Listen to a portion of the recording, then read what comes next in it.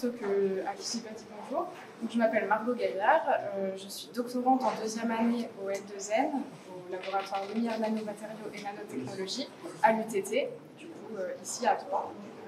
Et je suis sous la direction du coup de Jérôme Brun et Julien Proust, mes deux directeurs de thèse, et on travaille tous ensemble, ils arrivent d'ailleurs, et on travaille tous ensemble sur le sujet du développement d'encre de sécurité à codage intégré pour la protection des biens précieux. Donc en fait pour lutter contre le trafic de biens illicites. Donc ma présentation va s'axer sur ces différents thèmes. Tout d'abord, je vais vous parler un petit peu du contexte du projet de recherche. Ensuite, je vous parlerai de l'état de l'art, de ce dont nous avons réellement besoin sur le terrain, du codage ADN, de l'étude de l'hybridation de l'ADN et enfin, je vous expliquerai quelques petits problèmes que l'on peut avoir et une autre solution que l'on a développée. Donc tout d'abord, pour un petit peu de contexte, qu'est-ce que c'est qu'un bien culturel? Parce que finalement, c'est une définition qui est un petit peu large. Donc on a une convention, la convention de l'UNESCO, qui a été créée en 1970, qui est le premier texte officiel qui demande en fait aux États membres de prendre des mesures pour interdire et empêcher le trafic de biens culturels. Et donc, cette convention a donné la première définition de ce mot bien culturel, de l'expression. Donc, ça désigne les biens qui, pour des motifs religieux ou laïques, sont spécifiquement désignés par chaque État comme ayant une importance pour l'archéologie, la préhistoire, l'histoire, la littérature, l'art ou la science.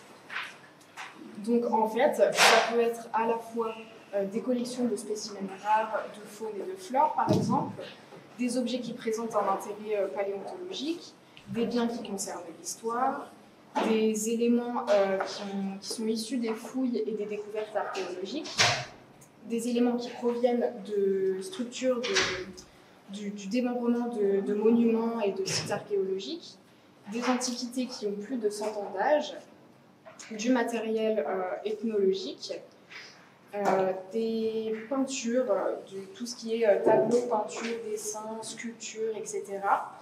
Ensuite, nous avons aussi les manuscrits rares, les livres, les documents anciens, les archives, les timbres, etc. Les meubles, qui ont plus de 100 ans d'âge, et pour finir, les instruments de musique anciens aussi.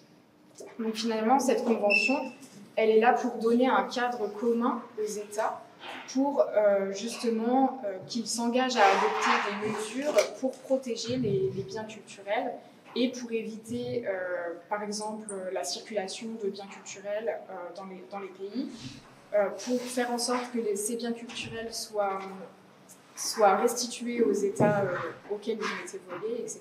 etc. Donc, le trafic de biens culturels, finalement, il y a 5 choses qui composent ce trafic.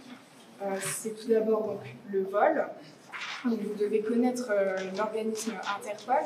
Donc, c'est un organisme international de la police criminelle qui est composé d'environ 200 pays et qui favorise la collaboration entre les polices de chaque État. Et cette organisation, elle s'est chargée de compter, en fait, de répertorier les objets qui ont été volés dans le monde. Et donc, en 2020, ils ont compté 52 000 objets d'art volés. Donc il faut savoir que ces objets volés, le nombre il est très sous-estimé puisqu'il y a tout un tas d'objets dont on ne sait pas qu'ils ont été volés en fait. Donc ce chiffre il est très très sous-estimé. Et en plus de ça, ne sont pas comptés les objets qui sont pillés directement sur les sites de fouilles archéologiques. Et on a du coup, Interpol a créé une petite application, si ça vous intéresse, IDA, qui répertorie en fait, qui donne une photo de chaque objet volé et qui donne quelques petites informations sur l'objet pour permettre à la police et aux personnes qui sont intéressées par ce domaine-là de savoir si tel ou tel objet a été volé et de pouvoir vérifier sur une application directement sur le téléphone. J'ai une question. Parmi là, ces objets volés, est-ce qu'on compte, je ne le vois pas ailleurs, mais tout ce qui est spoliation, ou c'est dans une autre catégorie après? C'est-à-dire Eh bien, est-ce que, par exemple, la spoliation des biens qui appartenaient à des familles juives, etc., pendant la Seconde Guerre mondiale, est-ce que ça compte dans les objets qui sont volés ou est-ce que c'est une autre catégorie? Le vol, ça prend en compte la spoliation? Je pense. D'accord. Okay. Et par exemple, et ça je pense que c'est peut-être ailleurs, au moment de la colonisation, enfin il y a beaucoup de choses qui sont aux musées nationaux et qui sont des biens, on va dire, pour être spoliés. Ouais. Là-dessus, il y a quand même beaucoup de discussions aujourd'hui. Il y a d'ailleurs on redonne des œuvres d'art. Est-ce que c'est compté dans la partie volée ou c'est peut-être plutôt tout ce qui est exportation, importation illicite, ça? Et même il y a une autre catégorie, bon là il y a un peu d'affichage, mais d'enlèvement lors des conflits. Oui, mais là c'est pas des conflits quand c'était la colonisation. Bon, enfin bon. Oui, enfin j'imagine que du coup c'est l'autre côté aussi. Peut-être plutôt exportation, importation illicite. Oui, je pense que c'est. D'accord. Et du coup, on a aussi donc un autre petit pôle d'activité, les fouilles illicites. Donc vous connaissez bien les fouilles au détecteur de métaux, les fouilles à la pêche à aliments, etc. Donc tout ça c'est très réglementé et en fait c'est presque interdit, puisqu'à partir du moment où on touche un objet et où on le déplace, c'est considéré comme illégal. Ensuite, du coup, on a les enlèvements lors des conflits armés. Donc, je vous ai mis ici une petite photo d'un site archéologique en Irak, Tel Joka. Donc on se rend peut-être pas trop compte là sur la petite image dont je vous ai mis une petite capture d'écran de Google Maps. Donc en fait c'est un site qui s'étend sur 1 km de long, sous 600 mètres de large, et en fait ce qu'on observe c'est une infinité de petits trous de pilleurs qui ont été cherchés, la moindre petite pièce qui traînait dans ce site archéologique. Voilà pour un petit exemple. Ensuite, du coup, comme je l'ai dit avant, on a l'exportation et l'importation illicite de biens culturels.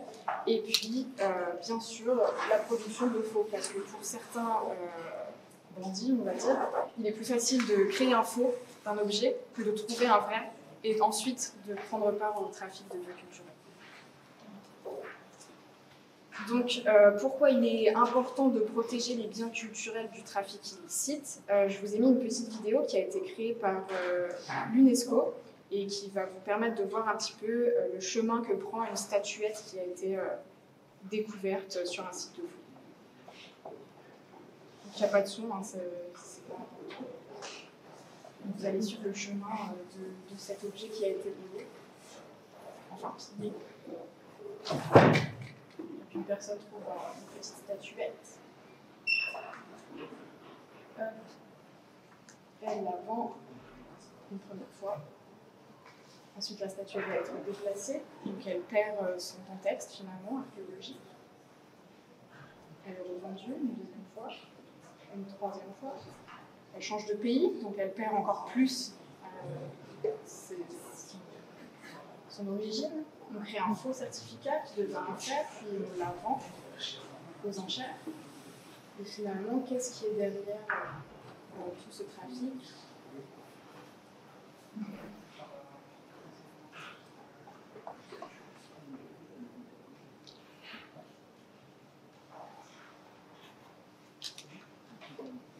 Qu'est-ce qu'ils font avec l'argent? Ils achètent potentiellement des armes ou alors d'autres choses. Ils vont chez un d'argent, etc. Je vous laisse la fin de la vidéo.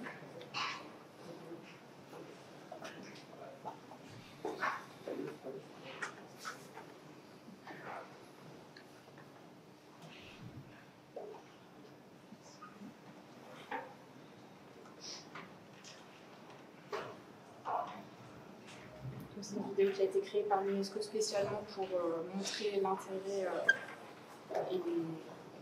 l'intérêt de justement de protéger ces biens. Donc pourquoi? C'est pour lutter contre, à la fois, donc on ne lutte pas contre uniquement le trafic de biens culturels, comme vous avez pu le voir, on lutte contre le blanchiment d'argent, la fraude, la corruption, le terrorisme, parce qu'avec l'argent récupéré, on peut acheter tout et n'importe quoi finalement. Le trafic de biens culturels menace l'identité culturelle, puisque les pays perdent des biens qui sont d'une valeur inestimable finalement pour la culture du pays et aussi la paix. Et ensuite, ça favorise la compréhension mutuelle de tous et la cohésion sociale, puisque il faut bien sûr se serrer les coudes pour combattre ce trafic, parce que c'est un trafic qui a des proportions mondiales et internationales. Donc en fait, il faut se serrer les coudes, sinon on n'y arrivera jamais. Donc, on s'en rend peut-être pas compte, mais le trafic illicite de biens culturels, ça représente entre 3 et 5,6 milliards d'euros dans le monde. Donc, c'est un chiffre qui est un petit peu aberrant, puisqu'en fait, ça représente le 3e trafic mondial après la drogue et les armes. Donc, c'est quand même un trafic dont il faut s'occuper. Et donc ça, on n'en avait pas vraiment conscience avant les années 2010-2015. Avant, en fait, des petites vidéos qui ont commencé à apparaître sur le net de propagande de l'État islamique qui brise des œuvres d'art et des biens culturels, finalement, dans un musée irakien de Mossoul. Et c'est à partir de ce moment-là, en fait, où on a commencé à se dire et à faire le lien, finalement, entre le terrorisme et le trafic de biens culturels, puisque c'est une source qui est super importante pour le financement des trafics et du terrorisme. Et du coup, c'est aussi un vecteur de blanchiment d'argent. Donc à partir de là, la France a commencé à se remettre en question et à se dire ah mais c'est vrai, on n'a pas beaucoup de lois, pas beaucoup de textes, etc. Donc on a mis en place 6 mesures complémentaires en France, dans le code pénal et dans le code du patrimoine. Je ne vais pas revenir sur toutes, mais dans le code pénal, donc, du coup, on a une incrimination pénale qui vise à sanctionner la participation intentionnelle à un trafic illicite de biens culturels issus des zones d'implantation terroriste. Et ensuite, dans le code du patrimoine, on a des contrôles douaniers qui sont mis en place, une interdiction de circulation et de commerce pour les biens culturels qui ont quitté illicitement un État. Et ensuite, des petites actions comme l'accueil en dépôt temporaire d'objets qui sont en danger puisqu'ils sont dans un pays en conflit, par exemple. Donc, la protection des biens archéologiques, elle est déjà au cœur de nombreux projets, finalement, européens pour la plupart, donc, comme par exemple Pitcher et Anchise. Donc, Pitcher, c'est la première action qui vise à préparer des nouvelles expériences et à sensibiliser les jeunes, surtout pour leur montrer comment soutenir la lutte contre le pillage et le trafic de biens culturels et comment surtout ne pas y prendre part. Et ensuite, on a Anchise qui a pour objectif de produire des études à propos des sources, des acteurs, des routes du trafic, etc. Et aussi de développer des outils qui permettrait de lutter contre tout ça. Donc ça peut être de la détection de pillage, du marquage d'objets, de la traçabilité, etc. etc. Donc mon sujet de thèse, il s'inscrit dans le projet AMR Nose, qui vise au développement d'une nouvelle encre de sécurité pour le marquage d'objets archéologiques. Donc on pourrait se dire, mais c'est la même chose que Anchise finalement.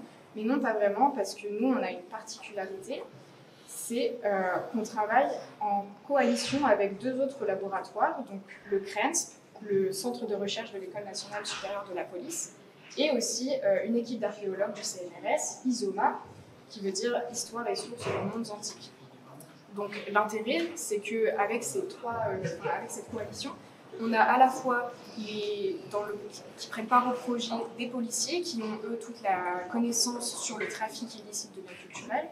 On a à la fois ISOMA, qui sont des archéologues, donc qui sont directement sur le terrain, avec les biens culturels dans les mains. Et on a du coup la partie plus expérimentale et, je vais dire, physique et ingénierie de comment on résout le problème du trafic de biens culturels. Donc c'est ça un petit peu qui fait la force du projet. Et donc on a l'occasion de se réunir tous les 6 mois environ pour se donner des nouvelles de l'avancement du projet. Nous, pour notre part, de montrer les expériences, pour leur part, de créer un petit peu le cahier des charges de la solution miracle et tout ce genre de petites choses. Et donc, on a eu l'occasion, même pendant ce projet, d'aller directement sur le site de fouille, donc à Larnaca, à Chypre, pour voir justement les archéologues dans leur milieu, enfin dans leur environnement de travail et voir vraiment les problématiques auxquelles ils faisaient face. Et donc, on n'oublie pas bien sûr la partie où c'est nous qui montrons nos petites expériences aux archéologues pour leur montrer comment on avance sur le sujet, qu'est-ce qu'on fait, à quoi on a pensé, qu'est-ce qu'on a testé, etc. Donc tout ça pour remplacer le marquage d'objets archéologiques qui existe actuellement et qui ne consiste qu'à marquer au marqueur unique un petit numéro de série sur l'objet directement ou alors sur une étiquette collée sur l'objet. Donc vous allez voir le problème en même temps que moi, c'est pas très sécurisant. On pourrait décoller l'étiquette, couper finalement le socle là, pour plus qu'il y ait le numéro. Enfin, c'est pas du tout. Il manque quelques petites choses, quoi.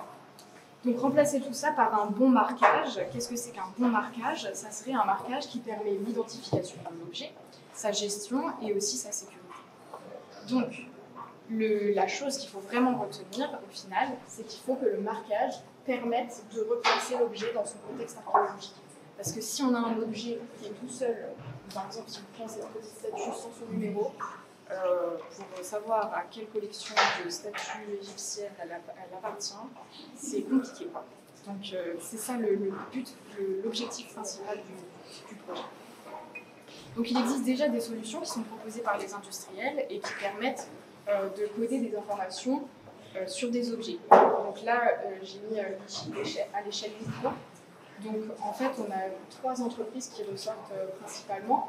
Donc TrueTag, eux, ils utilisent des petites particules de silice qui ont en fait des gravures dans leur structure et qui, un petit peu, si vous voulez, ça fait comme un QR code. Des gravures dans la structure de silice. Et du coup, on peut détecter ce QR code et retrouver d'où vient ils l'utilisent eux pour des médicaments. D'où vient le cachet, qu'est-ce que c'est, à quoi il correspond. Ensuite, on a Edwin, du coup. Eux, ils utilisent une signature qui, elle, est numérique. Donc en fait, ils utilisent la matière directement. Ça va être avec les petits aléas de la matière, donc les petits creux, les petits pores, les petites bosses, etc., qui vont définir un code. Et à partir de ça, ils vont pouvoir dire telle topographie correspond à tel objet. Et ensuite, on a ProofTag, qui eux créent des étiquettes en polymère dans lesquelles ils viennent injecter des bulles de façon aléatoire. Et en fait, c'est la position des bulles sur l'étiquette qui va permettre de créer un code comme un QR. Et donc, voilà pour la partie microscopique. Et maintenant, on passe à l'échelle nano. Donc à l'échelle nano, il y a deux technologies qui sont principalement utilisées, les éléments de terre rares et l'ADN. Donc pour les éléments de terre rares, dans les deux cas, les entreprises qui sont là, Smartwater et Onica, ils utilisent en fait à la fois un fluorophore, donc une molécule fluorescente, qui permet de savoir si l'objet a été marqué ou non. Et en plus de ça, des éléments de terre rares. Donc en fait, ils vont venir placer ces éléments-là ou pas. Et en fait, la présence des éléments va créer un code binaire. Donc ils font ça sur 40 éléments pour avoir un chiffre de 40 nombres. Et donc, un nombre de 40 chiffres. Et du coup, basé de 1 et de 0 pour savoir s'il y a présence ou non des terres rares. Et ensuite, on a donc du coup la technologie ADN. Et cette fois-ci, pareil, ils ont aussi besoin de savoir si l'objet a été marqué facilement. Donc avec un fluorophore, la petite molécule fluorescente que l'on peut voir facilement avec une petite lampe. Et à la fois, du coup, ils utilisent des brins d'ADN. Et pour décoder le brin et en sortir la séquence, on a besoin de faire appel à leur propre laboratoire et donc de demander une prestation qui peut être très onéreuse. Ou alors d'acheter leur équipement qui permet de décoder leur code. Donc, ce dont nous avons besoin, c'est de trouver un moyen qui permet de coder des informations qui permettraient à la police de replacer l'objet dans son contexte archéologique, dans une encre ou dans un vernis qu'on pourrait poser sur l'objet. Donc, l'information, ça peut être l'année de la fouille, le lieu de la fouille, le musée dans lequel il est conservé, etc. etc. Donc finalement, on pourrait imaginer sprayer ou apposer de l'encre qui contient des brins d'ADN ou des molécules fluorescentes ou peu importe. Cet objet ensuite, donc lors de la fouille, lorsqu'on sort l'objet de terre, on l'asperge. Ensuite, cet objet, il est volé, imaginons. il part avec les petits trafiquants quelque part, on ne sait pas trop où. La police vient les interpréter et retrouve l'objet. Sauf que, comme j'ai dit avant, qu'est-ce qu'on fait de cet objet? On ne peut pas vraiment le replacer quelque part puisqu'on n'a aucune information sur sa provenance. Donc, on pourrait alors faire un petit test, un petit prélèvement sur l'objet, décoder le code qu'on aurait mis dedans et finalement replacer l'objet dans son contexte et avec sa collection initiale. C'est ça l'objectif du projet. Donc, comment on fait ça? Nous, on a décidé de se baser principalement sur l'ADN parce qu'elle a des propriétés qui pourraient être vraiment un excellent atout pour notre encre de sécurité.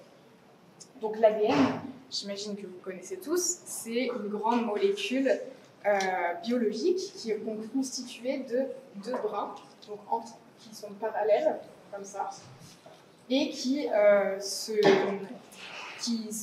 liés pour former la double hélice. Donc en fait, ces brins, qui sont chacun constitués donc, du squelette sucrophosphate en gris et d'une suite de nucléotides. Vous avez le premier brun, le second brun.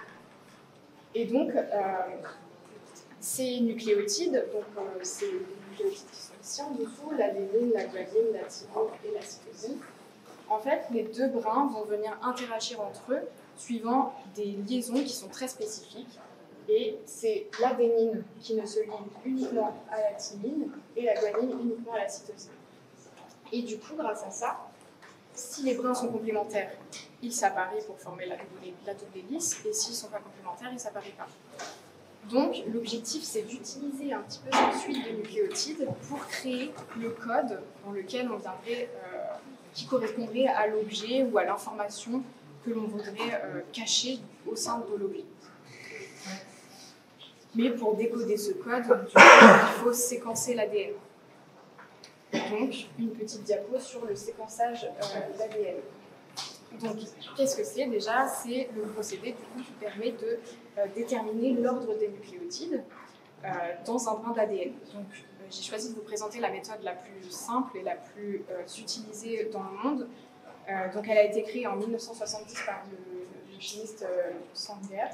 Et elle a été utilisée principalement utilisée pendant environ 40 ans parce que c'était la méthode la plus rapide. Pendant cette période-là, du coup, il a été possible de déterminer la séquence d'ADN d'une personne qui est composée de plus de 3 milliards de nucléotides en quelques jours uniquement, alors qu'avant, avec les autres méthodes, c'était plutôt quelques années qu'il fallait. Donc à partir du moment où ce procédé a été mis en place, ça a été un petit peu la révolution chez les biologistes. Donc comment ça marche le séquençage? Donc on doit extraire d'abord un brin d'ADN, donc ADN à deux brins, l'ADN qui est hybridé, de l'expérimentateur, enfin de la personne, de l'objet, de ce qu'on veut. Une fois qu'on a ce brin, il faut qu'on chauffe le fragment, parce que l'ADN, du coup, comme vous l'avez vu dans la diapo précédente, elle est peut-être sous forme de chromosome, elle est repliée, elle est en plein de positions, dans sa position la plus stable possible, mais elle n'est pas toute droite.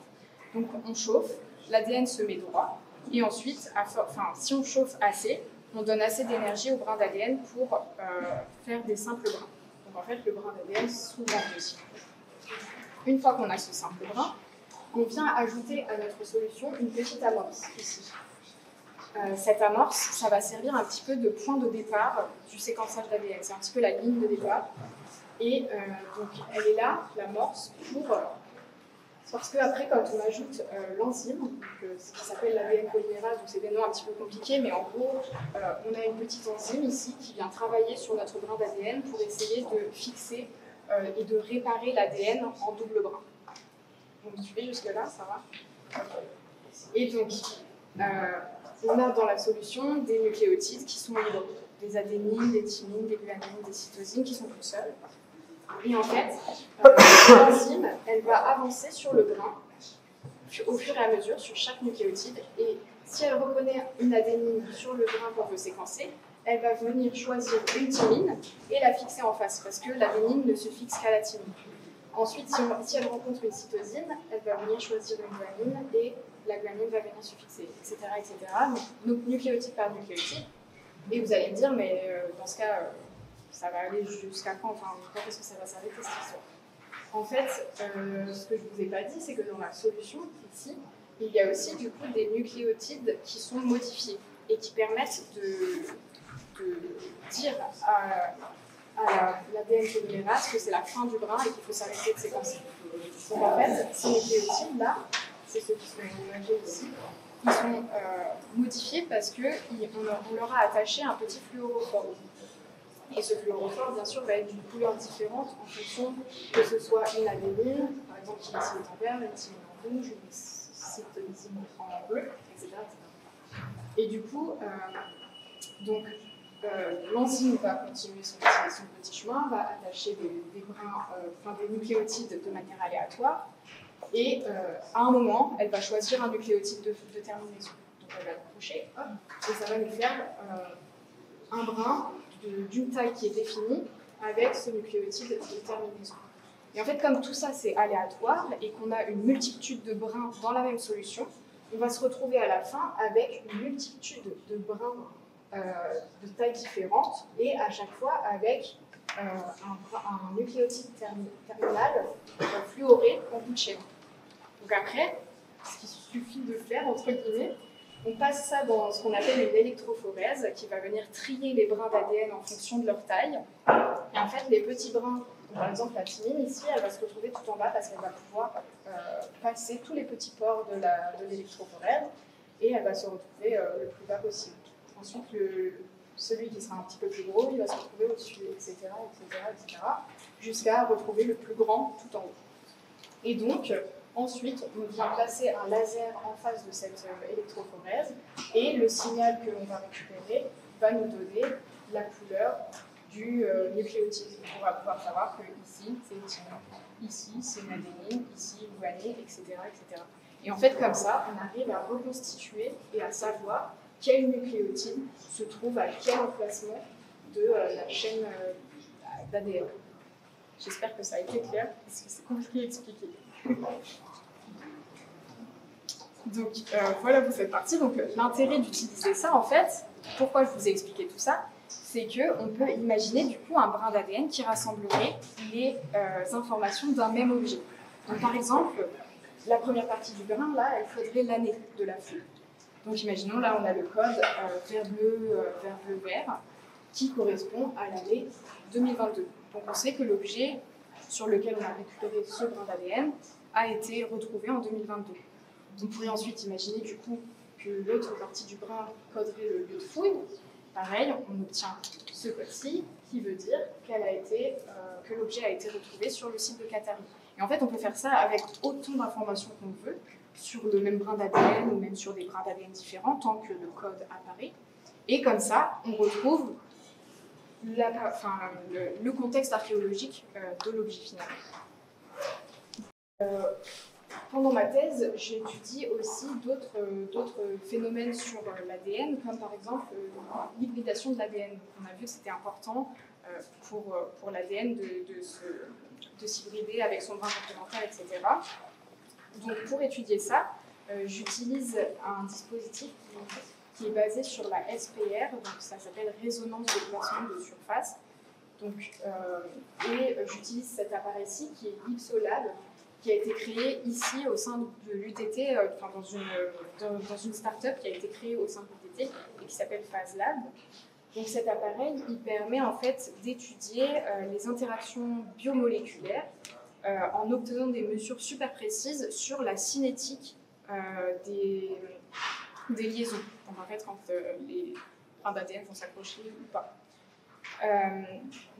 L'appareil il est composé de plusieurs petites parties. Donc on a un prisme en verre ici en bas qui est surmonté d'une petite couche d'or.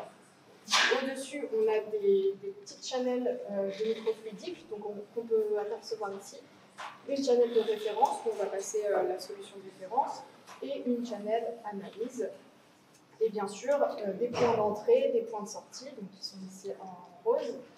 Et ensuite, ce dispositif-là, il est monté sur un petit laser qui est réfléchi et qui te permet de récolter l'information ici. Donc en fait, qu'est-ce qui se passe? Moi, j'arrive avec mes petites solutions d'ADN, je fais couler à travers ces petites chaînes de brins d'ADN, enfin le premier brin d'ADN qui va venir se fixer sur l'interface d'or. Et ensuite, donc, je rince bien sûr pour être sûr qu'il n'y reste plus d'ADN en flottement et qui n'est pas attaché. Et ensuite, je viens passer mon brin complémentaire qui se fixe ou non sur mon premier brin. Et donc, chaque nouvelle liaison sur la surface va venir provoquer un changement dans la lumière qu'on va récupérer ici du laser qui est réfléchi sur l'interface. Et grâce à ça, si on surveille en temps réel la lumière qui est réfléchie, on va pouvoir observer en temps réel les fixations ou non des brins d'ADN sur la surface. Et en fait, du coup, ce dispositif il va être super important, super pratique pour moi, parce qu'il va me permettre d'étudier tout un tas de conformations de l'expérience différentes. En fait, je vais pouvoir faire varier les concentrations de sel dans ma solution pour voir quel impact ça a sur la fixation des brins d'ADN entre eux, etc. Je vais pouvoir aussi faire varier le buffer, donc qui est finalement la solution tampon, donc la solution principale dans laquelle se trouvent les brins d'ADN, qui peut être soit de l'eau, du thé de l'eau, enfin plein de possibilités différentes. Et aussi, je vais faire changer par exemple la température pour voir si ça a un impact, et le pH par exemple. Donc ça va être tout un tas de petites expériences qu'il va falloir mener et que j'ai déjà commencé à mener, qui sont très longues mais très importantes parce que c'est un des seuls moyens pour pouvoir observer en temps réel la cinétique des brins d'ADN qui s'y donnent. Et donc, quels sont les problèmes que l'on rencontre finalement? C'est est-ce qu'on va vraiment être capable de récupérer les brins déposés sur un objet? Parce que ça, suivant ce que l'objet a connu dans son périple pendant qu'il était volé, est-ce qu'il restera de la lumière, est-ce qu'il n'en restera pas? Comment être sûr que les brins se conserveront bien et suffisamment longtemps sur l'objet? Et est-ce qu'on est aussi capable de mettre en place un processus pour multiplier les brins d'ADN une fois qu'on les récupère, qu'il y en ait assez pour effectuer, pour maximiser nos chances de bonne lecture? Donc pour réfléchir aussi à une autre solution en parallèle de tout ça, on s'est aussi intéressé au code macroscopique. Donc en fait, finalement, on peut s'inspirer des solutions que j'ai évoquées au tout début, comme TrueTag ou Edgin, je ne sais pas si vous vous souvenez, mais les petits QR codes qui sont placés de manière très petite et qui nous permettent de retrouver l'objet. Donc là, ça serait un petit peu la même idée, déposer quelque chose, donc soit un dépôt aléatoire de nanoparticules ou alors un tout petit QR code grâce à un dépôt de nanoparticules aussi. Et donc l'idée, ça va être d'être capable de reconnaître ces dépôts-là de manière informatique parce que c'est tellement petit que nos yeux, ça va être compliqué. Et en plus, si on a beaucoup d'objets à observer en même temps, il faut que ça se fasse informatiquement. Du coup, on s'intéresse ici à la reconnaissance d'objets, à la détection d'objets et au fait de coupler deux images, de dire oui, c'est bien les deux mêmes images ou pas. Et donc pour ça, on a plusieurs possibilités qui s'offrent à nous. On peut soit travailler sur les algorithmes de vision par ordinateur ou alors faire du machine learning ou du deep learning. Moi, j'ai choisi d'utiliser les algorithmes de vision par ordinateur parce que ça me paraissait un petit peu plus simple et finalement, en étudiant un petit peu ce que j'avais à faire, mettre en place du machine learning ou du deep learning pour ce genre de juste reconnaître une image, il n'y a pas besoin d'aller jusque-là. Donc, j'ai décidé de vous présenter un algorithme, l'algorithme SIFT, qui permet justement de reconnaître deux images. Donc en fait, c'est SIFT pour transformation de caractéristiques visuelles invariantes à l'échelle. C'est un peu compliqué. Et en gros, ça veut dire que l'algorithme est capable de reconnaître si deux images sont identiques, malgré l'échelle, donc la taille de l'image, si elle change, et malgré aussi l'orientation de l'image. Donc en fait, comment ça marche? On envoie deux images à l'algorithme, et il va venir détecter des points clés sur l'image. Donc en fait, il va prendre certaines parties de contours qui sont très caractéristiques. Donc il va choisir ces petits points clés. Et une fois qu'il a les points clés sur les images, il va définir des descripteurs. Les descripteurs, en fait, c'est des vecteurs qui vont correspondre aux valeurs d'intensité de l'environnement du point clé. Donc, une fois qu'il a tout ça, il vient mettre en comparaison les points clés de l'image 1 avec les points clés de l'image 2, et on a des points clés normalement homologues si c'est la même image. Donc, pour vous imager un peu ça, parce que c'est vraiment très théorique, j'ai choisi de vous imager ça avec une petite photo de la Lune. Donc, si on le fait avec deux images de la Lune qui sont identiques, donc pas de rotation, pas de changement de taille, rien du tout, on peut voir, donc ici par exemple, tous les cercles, ça veut dire qu'au centre de ce cercle, l'algorithme a choisi un point clé. Les flèches ici qui sortent du cercle, ça correspond au fameux descripteur, au vecteur qui est défini par l'algorithme. Et ensuite, donc, les traits que vous voyez là entre les deux images, ça veut dire que entre ici et ici, l'algorithme a vu qu'il y avait le même point clé avec les mêmes descripteurs autour. Donc il a fait la correspondance entre les deux descripteurs. Donc ici, par contre, on voit que, je crois, 50 points clés homologues, parce que si je les avais fait tous afficher, on ne verrait plus rien sur l'image vu que tous les points sont les mêmes, vu que c'est les mêmes images. Et du coup, j'ai fait la même chose avec une rotation à 90 degrés, donc de cette image-là. Et on peut voir que l'algorithme retrouve quand même les descripteurs et les points clés. Donc cette technique, finalement, ça marche aussi à 180 degrés, à 260 degrés, enfin peu importe en fait, c'est la même image, donc il va retrouver des points clés.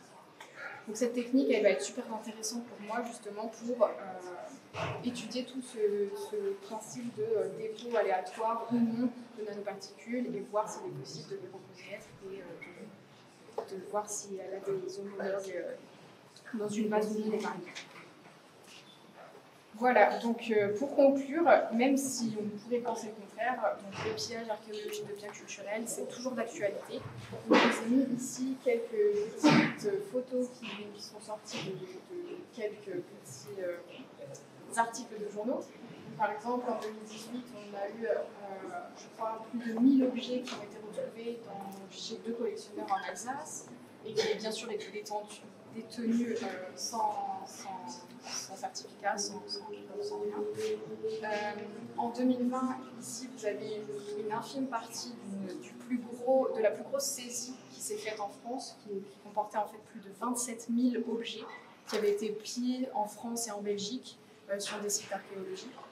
Et le plus récent, en 2023, donc, ils ont retrouvé en Tunisie cette fois-ci 2 beaux livres de cuir avec des écritures en or. Donc finalement, je voudrais finir en rappelant que faire des fouilles en amateur, c'est interdit en fait, même sur son propre terrain. Si on n'a pas l'autorisation de fouiller chez soi, dans son jardin, on n'a pas le droit de le faire. Et donc, si vous le faites quand même, ou si vous trouvez un objet archéologique, ou peu importe, un objet dans votre terrain, normalement, il faut du coup le protéger, mettre quelque chose que vous avez sous la main, une bâche, quelque chose, et ensuite appeler tout de suite les autorités qui sont compétentes dans ce domaine-là. Donc c'est la DRAC, la Direction régionale des affaires culturelles, et l'INRAP, qui est l'Institut national de recherche archéologique préventive.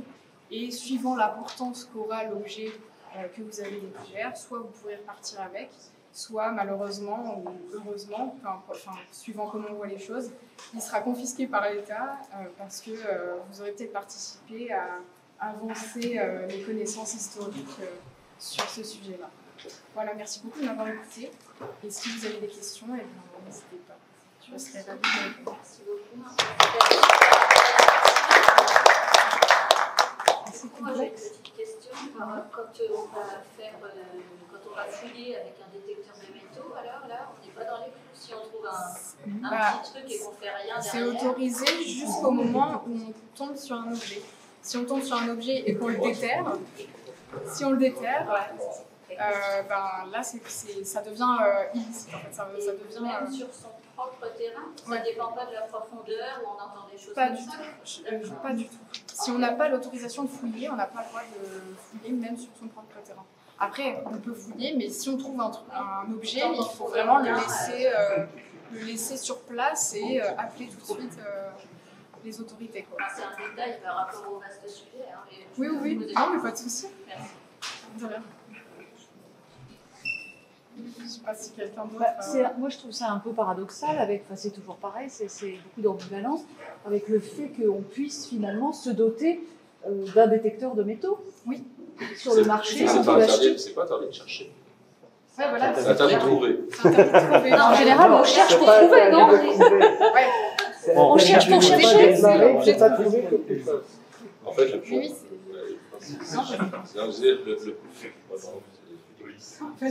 non, mais c'est ça, excuse-moi, je suis un homme. Je parle.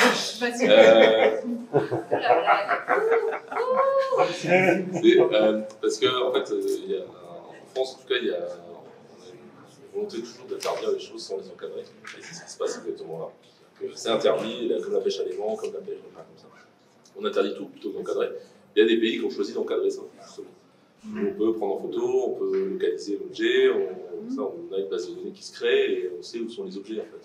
Après, on peut regrouper, créer des collections, des choses comme ça. Oui, parce que là, on voit ça sous l'angle d'un usage illicite, d'un trafic, mais on sait très bien que en fait, n'importe quel citoyen peut participer à alimenter justement à la fois la recherche et puis des collections. Donc c'est ça, c'est un peu... Justement, c'est pour ça que j'ai parlé de l'application d'Interpol qui collecte le nombre d'objets volés, etc. Finalement, on pourrait s'inspirer de ça et faire la même chose pour les objets qu'on trouve chez soi ou même sur peu importe où. C'est ce que disait Julien, par exemple, en Belgique, ils ont ça, une application avec laquelle ils prennent en photo l'objet qu'ils ont trouvé et la police surveille tout ça et récolte des informations, etc. Oui, c'est ça, c'est de la collecte de données, en fait, bien sûr. Et en France, c'est pas encore d'actualité, alors peut-être qu'un jour ça viendra, mais pour l'instant, je crois que tu avais une question de... Oui. Précédemment, j'avais fait des études d'ADN, biotechnologie. Ok. Et je me rappelle que c'était compliqué maintenir l'ADN. C'est débarrasser les trucs. Oui. Donc pour moi, les mettre dans un...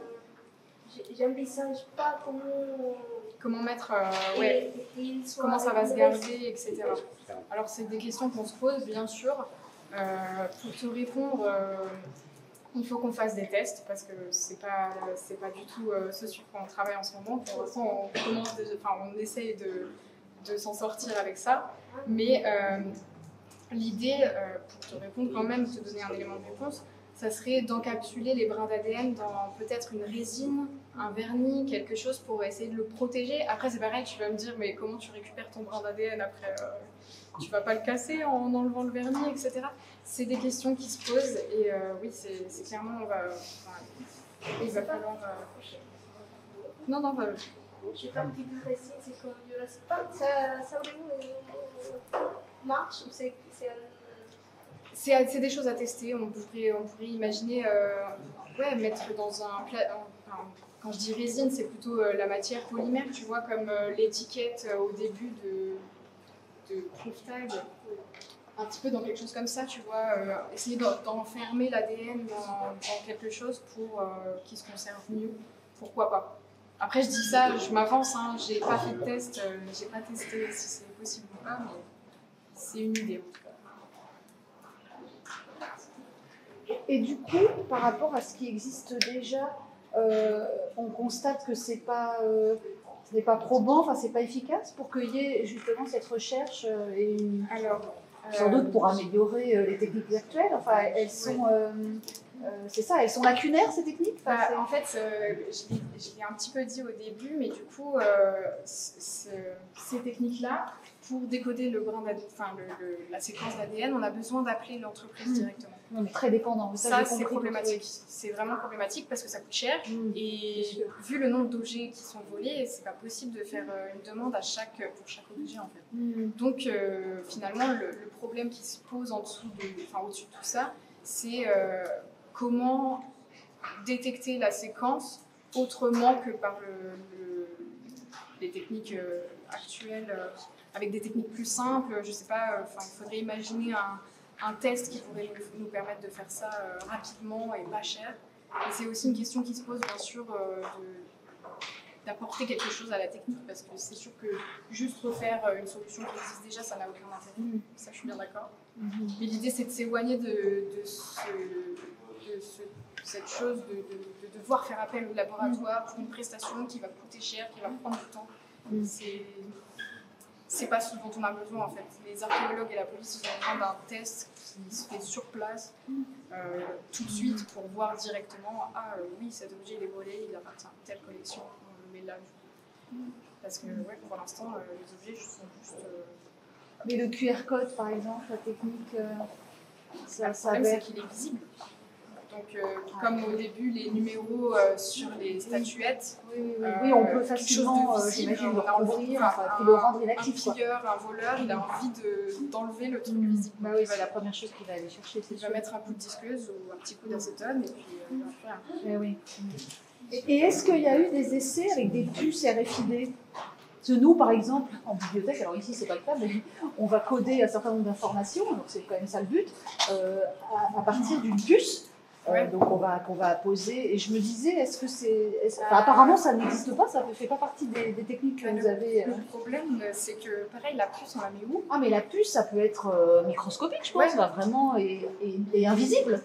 Il y a quand même ce côté, mais c'est vrai, où on la met, ça dépend vraiment du type d'objet. Parce que, j'en ai pas parlé, mais du coup, le marquage d'objets archéologiques, c'est vraiment quelque chose de particulier, parce qu'il y a si vous voulez, il y a des procédures dans lesquelles, en fait, par exemple, une statuette avec un buste, comme je l'ai montré au début, ça va être vraiment sur le devant, ça va être marqué. Enfin, en fait, les archéologues ont un endroit plus ou moins précis sur lequel ils doivent apposer le marquage. Bien sûr. Et du coup, c'est pareil. Donc il faut que ça soit compatible, ça rend du coup plus difficile. En fait, le problème, c'est qu'on a mis en place des textes, des conventions, si vous voulez, des textes qui permettent à tous de faire la même chose. Si on commence à vouloir leur demander de faire autrement parce que nous, on a pensé à ça, je sais pas, ça me paraît compliqué.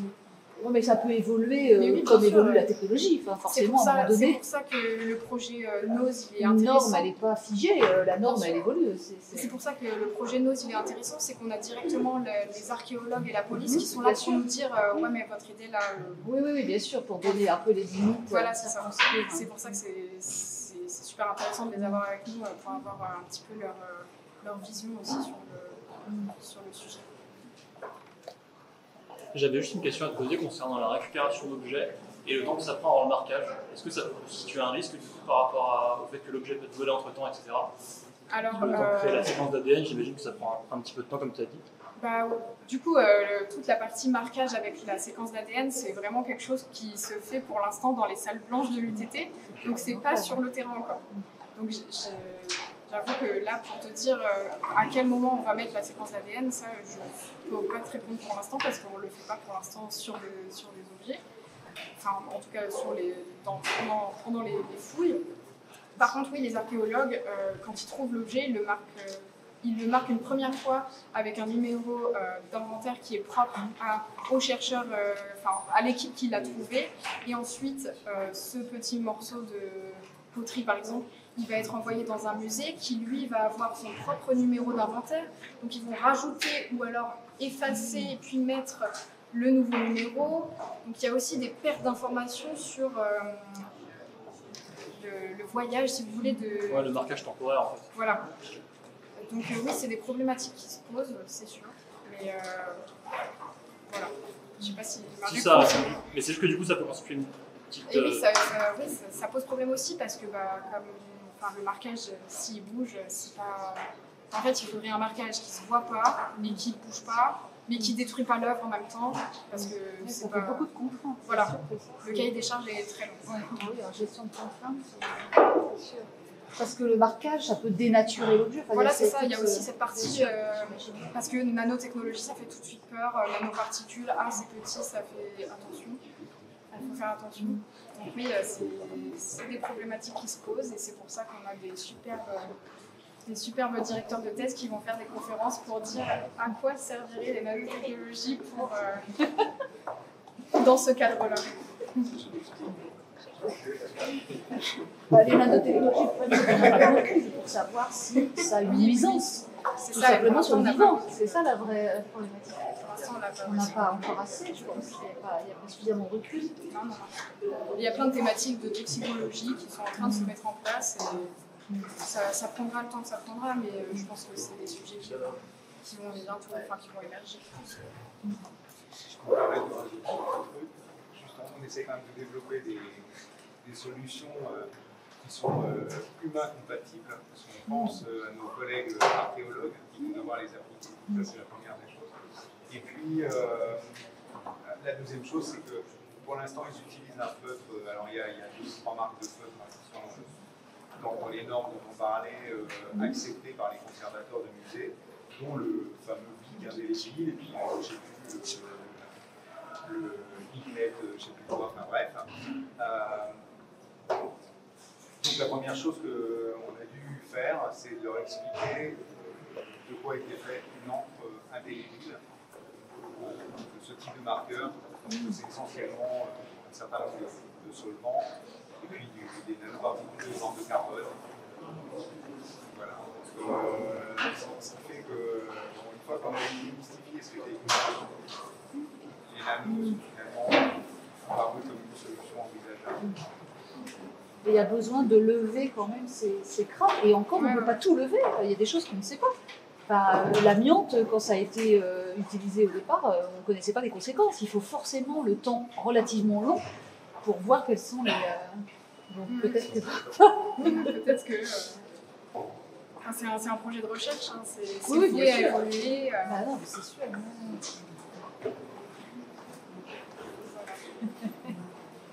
En archéologie, il y a aussi toujours eu des problèmes et les méthodes évoluent. Ah oui, bien On sûr. ne cherche pas de la même façon maintenant qu'en 1930, heureusement. Oui, bien sûr. Ah oui, c'est... Vraiment super intéressant. Merci beaucoup. Bien clair. Merci. Oui, c'était très audible. Hein. Claire, je sais pas. Moi, il y a vraiment des choses qui sont Ouais, extrêmement... toute la partie... très technique hein, quand même. Hein. Ah bah oui, le séquençage de l'ADN, c'est très Je vais complexe. revenir un petit peu dessus. Mais c'est intéressant. Hein. Ça va? C'est pour ça que je trouve que on voit que c'est une galère à faire, mais quand il y a des séquences à 10 millions décodées, ça va être sympa. Est-ce que vous voulez l'objet par ADN qui vient d'être entraîné par quelque chose, et puis la ADN de décodage, vous faites un arraché avec les mains et donc l'autre ADN vient de se rajouter. Comment est-ce qu'on pourrait faire Du coup, j'ai montré des petites séquences là. C'est l'avantage avec l'ADN, avec l'ADN spécifique de synthèse, c'est qu'on peut choisir la base. Donc en fait, il faut juste être sûr que la suite n'existe pas quelque part. Après, oui, pour être sûr que la suite n'existe pas dans le génome humain, ça va être tendu, mais je pense que ça se fait. Après, il y a aussi ce que tu as dit, c'est que le génome humain il va être protégé dans un noyau. Ce qui n'est pas tout peur. Et du coup, avoir accès à l'ADN qui est protégé dans le noyau, ça va être difficile. Et il suffira aussi, donc son code, de mettre de la redondance pour éviter les positifs. Et à quel point vous êtes des températures, dans les déserts, par exemple?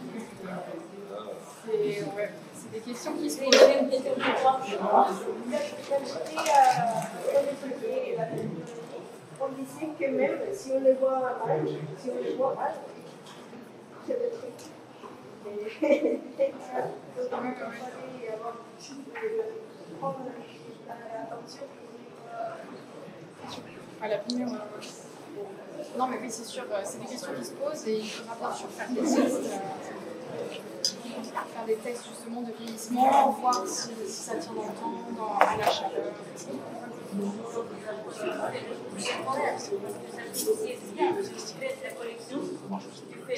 Oui, oui, ça peut être une idée aussi. Si ça marche pas, Oui, c'est sûr. L'objectif, ça serait que ça marche indéfiniment, mais si ça marche pas, bah, voilà. c'est un bon projet. Oui, oui, bien sûr. Dans la séquence. Sur une vie. Les scientifiques utilisent des preuves ADN longtemps après les crimes. Ils peuvent les sur C'est vrai. famille, par exemple. Et on retrouve des preuves ADN qui n'ont pas été détruites. Donc, ça nous donne aussi une certaine perspective raisonnable. Moi, quelques dizaines d'années, ça peut être. J'espère. Quelques dizaines d'années. Oui, mais d'ici là, Il y a des cold cases qui sont Bah oui, c'est ça. résolus alors que les gens sont morts. Donc, Exactement. oui, On en reparle. rien n'est impossible. Je sais pas. Je sais pas.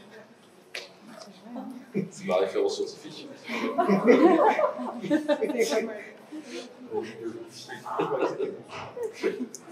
Il faut que c'est portable, c'est ça. Le détecteur doit être portable. Ah, c'est le mieux en fait. Parce que pour l'instant, bah oui, il y a des séquenceurs, mais c'est des grosses machines. On ne peut pas emporter ça à Chypre dans la valise. Tu vois le petit Théo. c'est vrai que c'est très très Merci. Bah, merci Ah, merci beaucoup. beaucoup. Hein. Merci à toutes les personnes qui sont venues. C'est super.